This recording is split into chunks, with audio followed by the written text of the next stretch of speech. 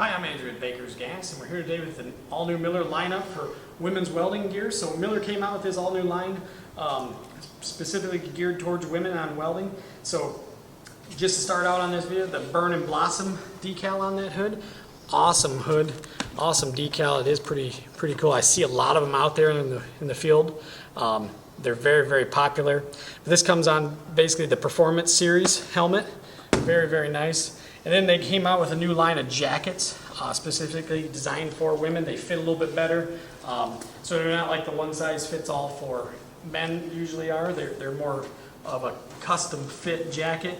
And then they came out with a new line of gloves. So we have TIG welding gloves, MIG welding gloves, stick welding gloves, but they're smaller. They're made for more women's hands, and they fit a lot better. They're a little bit more, lot more dexterity in them.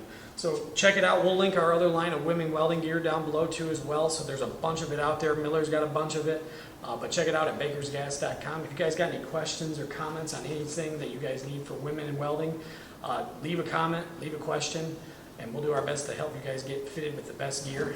Thanks again for watching, and stay tuned for some more.